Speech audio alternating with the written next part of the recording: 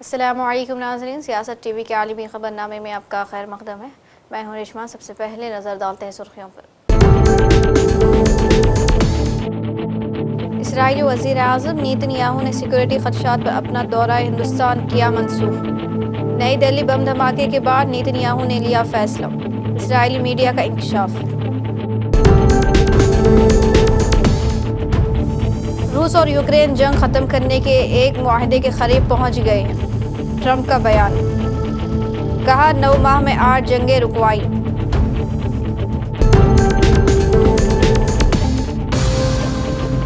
Dubai air show में हिंदुस्तानी लड़ाका तैयारे तेजस की तबाही। आर्मीनिया ने हिंदुस्तान से तैयारों की खरीदारी कर दी मुअत्तल।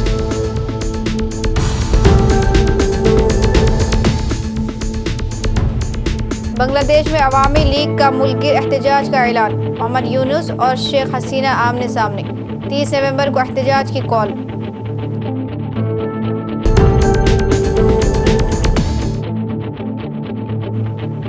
नेपाल में जेनजी फिर सड़कों पर। वजीर आजम कार्की के पर्सनल सेक्रेटरी पर उखरबा परवरी के इल्जामात। इस्तीफा का मुतालबा।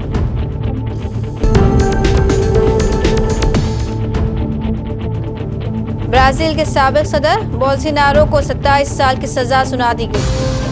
2022 के सदारती इंतखाबात हारने के बाद एक बगावत की क़यादत करने पर मिली सजा।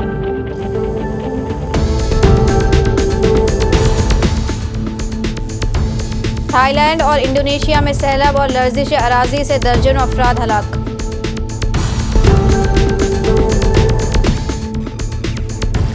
और एथोपिया में 12,000 साल बाद आतिशफशा का जोरदार धमाका। राख के बादल यमन, ओमान, हिंदुस्तान और पाकिस्तान की तरफ फैल गए। तो ये थी सुर्खियां, पेश है खबरों की तफसील।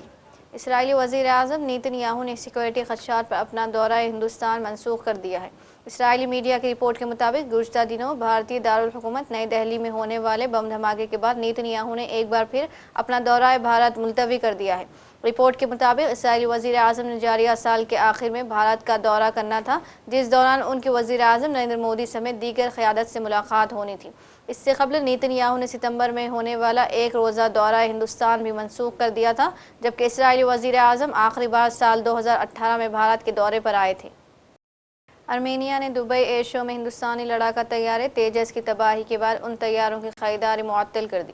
आर्मीनिया और हिंदुस्तान के दरमियान $1.2 बिलियन मालियत के 12 तैयारों की खरीदारी पर बातचीत हो रही थी, और अगर ये सौदा तय पाता तो ये तेजस जंगी तैयारे की पहली बड़ी बरामदी डील होती। वाज़ेह है कि 21 नवंबर को दुबई में एयर शो के दौरान भारत का जंगी तैयारा तेजस गिरकर तबाह हुआ था, जिसके नतीजे में पायलट भी हलाक हो गया था। अमेरिकी सदर डोनाल्ड ट्रंप ने कहा है कि उनकी इंतज़ामिया रूस और यूक्रेन के दरमियान जारी जंग को ख़त्म करने के एक मुआहदे के करीब पहुंच गए हैं।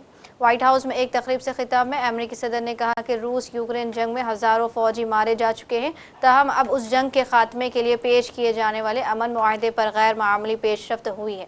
ट्रंप ने कहा कि इन्होंने 9 माह में 8 जंगें रुकवाई और अब एक और जंग रुकवाने पर काम कर रहे हैं। I've also ended 8 wars in 9 months, and we're working on that final war. It's not easy, but I don't know. I think we're going to get there. 25,000 soldiers, Ukraine, Russia. In the last month, 25,000 soldiers have died. So I think we're getting very close to a deal. We'll find out. I thought that one would have been gone quicker. We did 8. I thought that would have been an easier one, but I think we're making progress. We're ready to go. You know, we've been moving toward Chicago. We have a governor that thinks it's wonderful that only like 7 people were killed this week. But we are moving toward doing it. We're going to, if crime gets, it's horrible what's happening in Chicago. We can make Chicago a safe city in a period of 4 weeks. In a period of 8 weeks, 9 weeks, 10 weeks, it would be totally safe. And the people of Chicago want us to go there. And if you look at the crime that's taken place in Chicago in the last 2 weeks, just take a look. It's on the front page of every newspaper. It's out of control. The mayor is incompetent, and the governor is a big fat slob. He ought to invite us in, say, please make Chicago safe. We're going to lose a great city if we don't do it quickly. Make Chicago. We'll do the same thing as we did in D.C., the same thing as we did everywhere we've gone. It's become almost instantly safe. And I want to do it in Chicago. So Governor Pritzker, if you're listening, let's get your act together. Invite us in. We're going to make your place so safe. You're not going to have these crimes that are making the newspapers and the front page of every newspaper, television story, news story. America के सबसे बड़े सकाफती त्यौहार thanks giving यानी यौम तशक्कुर के मौके पर सदर डोनाल्ड ट्रंप ने मुर्गी नुमा परिंदे टर्की को तो कुर्बान होने से बचा लिया, लेकिन अपने हरीफों को निशाने पर ही रखा। थैंक्स गिविंग की मुनासिबत से हर साल की तरह इस मरतबा भी व्हाइट हाउस में तकरीब का अहतमाम किया गया और सदर ट्रंप ने रिवायत को बरकरार रखते हुए 2 टर्की परिंदों की जान बख्शी करते हुए उन्हें आज़ाद कर दिया। इस मौके पर सदर ट्रंप ने मजाकन कहा कि वो टर्की को अल सल्वाडोर के बदनाम ज़माना जेल भिजवा रहे हैं, जहां दरअसल अमेरिका से निकाले गए तारिकीन को हिरासत में रखा जाता है। बांग्लादेश में सियासी बहरान शिद्दत इख्तियार करता जा रहा है। इंटरनेशनल क्राइम्स ट्रिब्यूनल ICT की जानिब से मुआज़्ज़िल वज़ीर आज़म शेख हसीना को सज़ाए मौत सुनाए जाने के बाद उनकी जमात अवामी लीग ने 30 नवंबर को मुल्की एहतजाजी तहरीक का ऐलान कर दिया। पार्टी ने ICT के फैसले को गैर कानूनी करार दिया और अबूरी हुकूमत के सरबरा मोहम्मद यूनुस को गैर कानूनी काबिज और कातिल फाशिस्ट करार देते हुए उनके फौरी इस्तीफ़ा का मुतालबा किया। अवामी लीग ने ऐलान किया कि 30 नवंबर तक तमाम अज़ला और ज़ैली अज़ला में एहतजाजी मुज़ाहरे, रैलियाँ और एहतजाजी मार्च किए जाएंगे। नेपाल में एक बार फिर सियासी माहौल गर्म है और इस बार भी मरकज़ में जेन ज़ी नौजवान हैं, जिन्होंने हुकूमत के खिलाफ सड़कों पर उतर कर शदीद एहतजाज शुरू कर दिया है। गुज़श्ता बरस जेन ज़ी की तहरीक के दौरान फूटने वाली पुरतशद्दुद झड़पों ने साबिक़ वज़ीर आज़म KP शर्मा ओली की हुकूमत को हिला कर रख दिया था।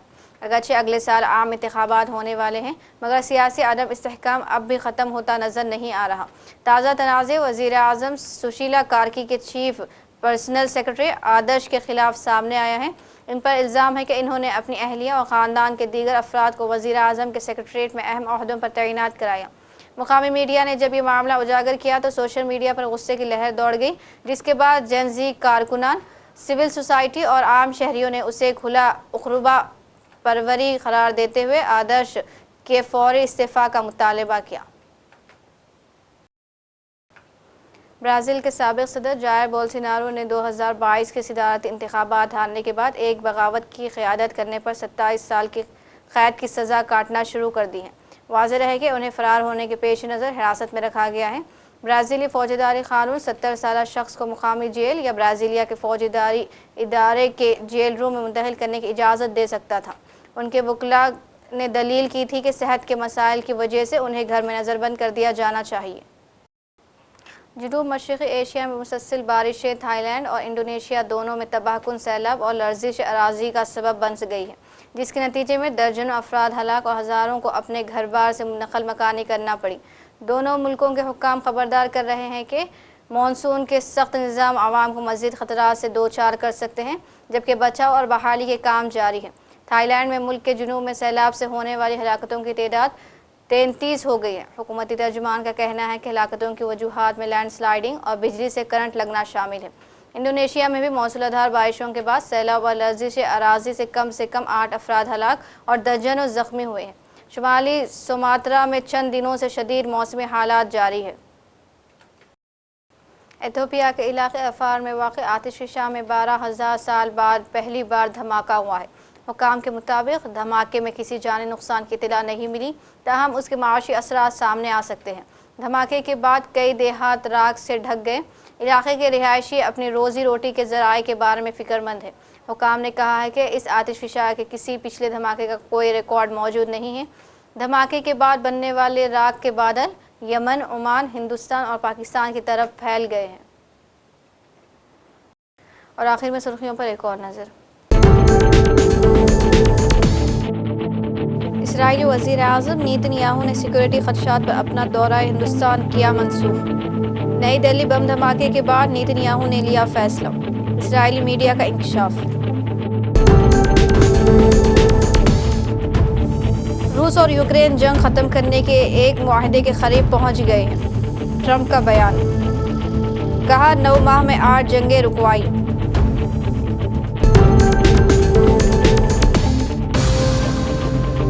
हवाई एयर शो में हिंदुस्तानी लड़ाका तैयारे तेजस की तबाही।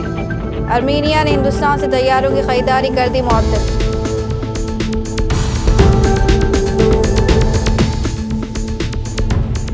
बांग्लादेश में अवामी लीग का मुल्की एहतजाज का ऐलान। मोहम्मद यूनुस और शेख हसीना आमने सामने। 30 नवंबर को एहतजाज की कॉल।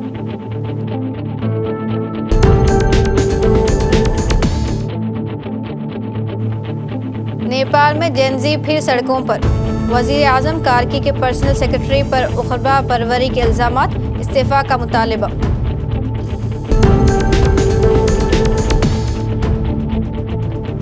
ब्राजील के साबिक सदर बोल्सोनारो को 27 साल की सजा सुना दी गई। 2022 के सदारती इंतखाबात हारने के बाद एक बगावत की क़यादत करने पर मिली सजा।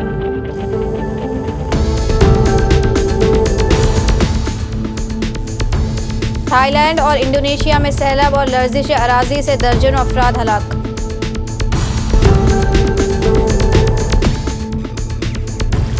और एथोपिया में 12,000 साल बाद आतिशफशा का जोरदार धमाका।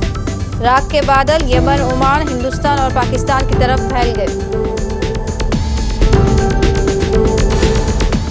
इसी के साथ आलमी खबरनामा इख्तिताम को पहुंचता है। मुझे दीजिए इजाज़त। अल्लाह हाफिज़।